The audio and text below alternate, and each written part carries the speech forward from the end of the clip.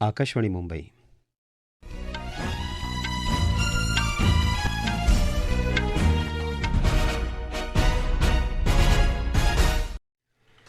मच्छिंद्र बोऱ्हाडे राष्ट्रीय बातम्या देत आहे. ठळक बातम्या. पुदुचेरीसह 4 राज्यांच्या विधानसभा निवडणुकीसाठी उद्या मतमोजणी. येत्या जून महिन्यात पेट्रोलचं अधिक उत्पादन घेण्याचा पेट्रोल निर्यातदार देशांच्या संघटनेचा निर्णय. अमेरिकेबरोबरच्या चर्चेतली कोंडी फोडण्यासाठी इराणकडून नवा प्रस्ताव, मात्र तो समाधानकारक नसल्याची अमेरिकेच्या अध्यक्षांची भूमिका. नवी दिल्लीत एका इमारतीत लागलेल्या आगीत 9 जणांचा मृत्यू. आणि IPL क्रिकेट स्पर्धेत आज हैदराबादमध्ये झालेल्या सामन्यात कोलकाता नाईट रायडर्सचा सनरायझर्स हैदराबादवर 7 गडी राखून विजय. पश्चिम बंगाल, आसाम, केरळ, तामिळनाडू आणि पुद्दुचेरी विधानसभा निवडणुकीसाठी उद्या मतमोजणी होणार आहे. पश्चिम बंगालमधल्या 294 पैकी 293, तामिळनाडू 234, आसाम 126, केरळ 140 आणि पुद्दुचेरीमध्ये 30 जागांसाठी झालेल्या मतदानाची मोजणी उद्या एकाच वेळी होणार आहे. मतमोजणीसाठी सर्वत्र यंत्रणा सज्ज आहेत. पश्चिम बंगाल विधानसभा निवडणुकीच्या मतमोजणीसाठी निवडणूक आयोगानं अतिरिक्त निरीक्षक आणि पोलीस अधिकाऱ्यांची नियुक्ती केली आहे. मतमोजणी निरीक्षकांच्या मदतीसाठी अतिरिक्त 165 निरीक्षक, तर मतमोजणी केंद्राच्या आसपास सुरक्षेसाठी 77 अतिरिक्त पोलीस कर्मचाऱ्यांची नियुक्ती केली आहे. तमिळनाडू, पुदुच्चेरी इथंही चोख बंदोबस्त तैनात केला आहे. आसाममध्ये राज्य सशस्त्र पोलिसांच्या 93 तुकड्या विविध जिल्ह्यांमध्ये आधीच तैनात केल्या आहेत. पश्चिम बंगालमध्ये 23 आणि 29 एप्रिल रोजी 2 टप्प्यात मतदान झालं होतं, तर तमिळनाडूमध्ये 23 एप्रिल रोजी एका टप्प्यात आणि आसाम, केरळ आणि पुद्दुचेरी इथं 9 एप्रिल रोजी एकाच टप्प्यात मतदान झालं होतं. महाराष्ट्रातल्या बारामती आणि राहुरी विधानसभा मतदारसंघांच्या पोटनिवडणुकीची मतमोजणीही उद्या होणार आहे. पश्चिम आशियामधला संघर्ष अद्याप सुरूच असल्यानं ओपेक अर्थात पेट्रोल निर्यात करणाऱ्या देशांच्या संघटनेनं येत्या जून महिन्यात पेट्रोलचं अधिक उत्पादन घेण्याचा निर्णय घेतला आहे. 7 ओपेक प्लस देशांनी पुढच्या महिन्यात तेल उत्पादनाचं लक्ष्य दररोज अंदाजे 1,88,000 बॅरल इतकं वाढवायला तत्वतः सहमती दर्शवली आहे. संयुक्त अरब अमिरात अलीकडेच या गटातून बाहेर पडल्यानंतर आणि होर्मुझच्या सामुद्रधुनीतून होणाऱ्या जलवाहतुकीवर मोठ्या प्रमाणावर निर्बंध येत असल्यानं हे पाऊल उचलण्यात आलं आहे. अमेरिकेबरोबरच्या शांततेच्या चर्चेतली कोंडी फोडण्यासाठी इराणनं आज अमेरिकेसमोर बहुस्तरीय प्रस्ताव सादर केला. पाकिस्तानी अधिकाऱ्यांच्या म्हणण्यानुसार इराणच्या या प्रस्तावात पश्चिम आशियातला संघर्ष कमी करण्यासाठीची योजना असून ती टप्प्याटप्प्यानं राबवण्याविषयी सुचवण्यात आलं आहे. अमेरिकेनं आपलं लष्कर मागं घेतलं आणि इराणवरच्या तेल निर्यातीच्या निर्बंधांसह आर्थिक दबाव शिथिल केला तर होर्मुझच्या सामुद्रधुनी परिसरातले निर्बंध कमी होतील असं इराणनं आपल्या प्रस्तावात म्हटलं आहे. मात्र इराणनं सध्या सुरू असलेल्या संघर्षाला दीर्घकाळ चाललेल्या अणुविषयक वादापासून वेगळं ठेवलं आहे. मात्र पश्चिम आशियातला संघर्ष संपवण्यासाठीच्या इराणनं ठेवलेल्या प्रस्तावावर आपण समाधानी नसल्याचं अमेरिकेचे अध्यक्ष डोनाल्ड ट्रम्प यांनी म्हटलं आहे. नसरापूर इथल्या बालिकेवरचा अत्याचार आणि हत्या ही गंभीर घटना असून नागरिकांचा रोष साहजिक आहे. मात्र या आरोपीला कठोर शिक्षा होईल याची काळजी राज्य सरकार घेत आहे, असं मुख्यमंत्री देवेंद्र फडणवीस यांनी सांगितलं. ते नागपूर इथं वार्ताहरांशी बोलत होते. हा खटला जलदगती न्यायालयात चालावा यासाठी सरकार प्रयत्नशील असल्याचंही त्यांनी सांगितलं. मी काल स्वतः पीडितेच्या वडिलांशी 2 वेळा बोललो. मी त्यांना हे समजावून सांगितलं की आपल्याला नराधमाला मृत्यूदंडाची शिक्षा करून घ्यायची आहे. त्याकरता वेळेत चार्जशीट दाखल होणं आणि केस चालणं याकरता आम्ही माननीय हायकोर्टाच्या माध्यमातून सगळ्या गोष्टीला फास्ट ट्रॅकवर नेतो आहोत.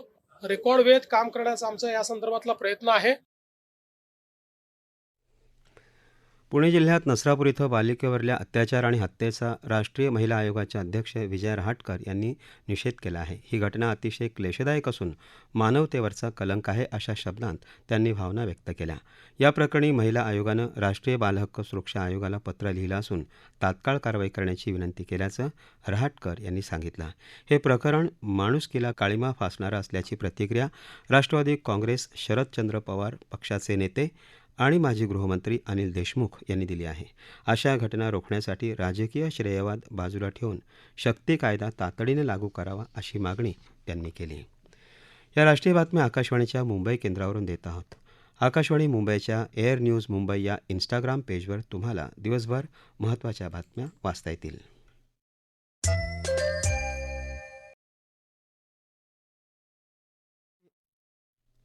राष्ट्रीय बातमीपत्रात आपलं पुन्हा एकदा स्वागत. नवी दिल्लीत आज सकाळी विवेक विहार इथल्या एका इमारतीत आग लागून झालेल्या दुर्घटनेत 9 जणांचा मृत्यू झाला. आगीची माहिती मिळताच अग्निशमन दलाचे बंब ताबडतोब घटनास्थळी रवाना झाले. अग्निशमन दलाच्या जवानांनी 15 जणांची सुटका केली. उपराष्ट्रपती CP राधाकृष्णन आणि प्रधानमंत्री नरेंद्र मोदी यांनी या दुर्घटनेबद्दल दुःख व्यक्त केलं आहे. प्रधानमंत्र्यांनी या दुर्घटनेतल्या मृतांच्या कुटुंबियांना प्रधानमंत्री राष्ट्रीय निधीतून प्रत्येकी 2 लाख रुपये तर जखमींना प्रत्येकी 50,000 रुपयांची मदत जाहीर केली आहे. मध्य प्रदेशमध्ये जबलपूर इथं बार्गी धरण परिसरात जहाज उलटून झालेल्या दुर्घटनेतल्या मृतांची संख्या 13 वर पोहोचली आहे. बचाव पथकानं आज एका 5 वर्षीय मुलाचा आणि त्याच्या काकांचा मृतदेह बाहेर काढला. त्यामुळे या दुर्घटनेनंतर बेपत्ता झालेल्या सर्व 13 जणांचा शोध आता लागला असल्याचं पोलिसांनी सांगितलं. या बचाव कार्यात आग्रा इथून विमानानं आणलेल्या लष्कराच्या सुमारे 20 पाणबुड्यांचा समावेश असलेली पथकं, राष्ट्रीय आणि राज्य आपत्ती प्रतिसाद दलाचे जवान आणि स्थानिक पाणबुड्या यांचा समावेश होता. वादळामुळे जहाज भरकटल्यानं हा अपघात झाला. त्यावेळी त्यात 41 प्रवासी होते. त्यापैकी 28 जणांना वाचवण्यात यश आलं होतं. IPL क्रिकेट स्पर्धेत आज हैदराबादमध्ये राजीव गांधी मैदानावर झालेल्या सामन्यात कोलकाता नाईट रायडर्सनं सनरायझर्स हैदराबादवर 7 गडी राखून विजय मिळवला. सनरायझर्स हैदराबादनं नाणेफेक जिंकून प्रथम फलंदाजी करण्याचा निर्णय घेतला. मात्र निर्धारित 20 षटकांच्या आधीच 19 षटकात 165 धावांवर त्यांचा डाव संपला. ही धावसंख्या कोलकाता नाईट रायडर्सनं अंगक्रिश रघुवंशीचं शानदार अर्धशतक आणि अजिंक्य रहाणेच्या 43 धावांच्या खेळीच्या जोरावर 3 गड्यांच्या मोबदल्यात सामन्यातले 10 चेंडू बाकी असताना पार केली. या स्पर्धेतला आजचा दुसरा सामना अहमदाबादच्या नरेंद्र मोदी मैदानावर गुजरात टायटन्स आणि पंजाब किंग्ज यांच्यात सुरू आहे. गुजरात टायटन्सनं नाणेफेक जिंकून प्रथम क्षेत्ररक्षण करायचा निर्णय घेतला आहे. पंजाब किंग्जची सुरुवात खराब झाली. शेवटची बातमी हाती आली तेव्हा त्यांच्या 7 षटकात 4 बाद 39 धावा झाल्या होत्या. बंगळुरूच्या गॅलेक्स आय या स्टार्टअपनं तयार केलेल्या मिशन दृष्टी या उपग्रहाचं आज कॅलिफोर्निया इथं स्पेसएक्सच्या फाल्कन 9 या रॉकेटवरून अंतराळात प्रक्षेपण करण्यात आलं.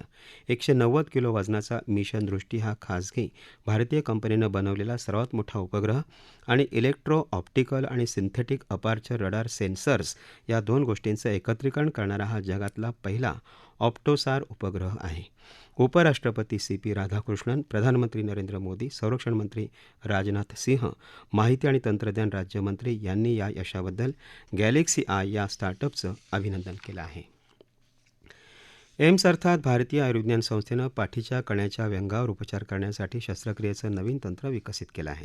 गेल्या 7 वर्षांपासून या प्रक्रियेचा वापर केला जात असून ज्या रुग्णांना शस्त्रक्रियेपासून धोका आहे किंवा ज्यांना उपचाराचे मर्यादित पर्याय उपलब्ध आहेत अशांसाठी हे नवं तंत्र आशेचा नवकिरण आहे, असं एम्सनं निवेदनाद्वारे म्हटलं आहे. नव्या तंत्रामुळे शस्त्रक्रियेतली गुंतागुंत कमी होते, असं एम्सनं म्हटलं आहे. आधार कार्डच्या चेहऱ्यामोहऱ्यात येत्या वर्ष अखेरपर्यंत बदल होऊ शकतो या वृत्ताचं केंद्रीय दूरसंचार आणि माहिती तंत्रज्ञान मंत्रालयानं खंडन केलं आहे. आधार कार्डावर केवळ छायाचित्र आणि QR कोड इतके संदर्भ असतील अशा आशयाच्या काही बातम्या सध्या काही वृत्तवाहिन्या आणि समाजमाध्यमांवर दाखवत आहे. मात्र असे बदल करण्याची कोणतीही योजना सरकारच्या विचाराधीन नाही आणि नागरिकांनी अशा वृत्तांवर विश्वास न ठेवता भारतीय विशिष्ट ओळख प्राधिकरणाच्या अधिकृत समाजमाध्यमांवर तसंच पत्र सूचना कार्यालयाच्या पत्रकावरच विश्वास ठेवावा, असं आवाहन मंत्रालयानं केलं आहे. महाराष्ट्र ऑलिम्पिक असोसिएशनचे अध्यक्ष म्हणून केंद्रीय राज्यमंत्री मुरलीधर मोहोळ यांची निवड करण्यात आली आहे. पुण्यात बालेवाडी इथं झालेल्या महाराष्ट्र ऑलिम्पिक असोसिएशनच्या कार्यकारिणीच्या बैठकीत हा निर्णय घेण्यात आला. ठळक बातम्या पुन्हा एकदा. पुदुचेरीसह 4 राज्यांच्या विधानसभा निवडणुकीसाठी उद्या मतमोजणी. येत्या जून महिन्यात पेट्रोलचं अधिक उत्पादन घेण्याचा पेट्रोल निर्यातदार देशांच्या संघटनेचा निर्णय. अमेरिकेबरोबरच्या चर्चेतली कोंडी फोडण्यासाठी इराणकडून नवा प्रस्ताव, मात्र तो समाधानकारक नसल्याची अमेरिकेच्या अध्यक्षांची भूमिका. नवी दिल्लीत एका इमारतीत लागलेल्या आगीत 9 जणांचा मृत्यू. आणि IPL क्रिकेट स्पर्धेत आज हैदराबादमध्ये झालेल्या सामन्यात कोलकाता नाईट रायडर्सचा सनरायझर्स हैदराबादवर 7 गडी राखून विजय. याबरोबरच आकाशवाणी मुंबई केंद्रावरचं हे राष्ट्रीय बातमीपत्र संपलं. नमस्कार.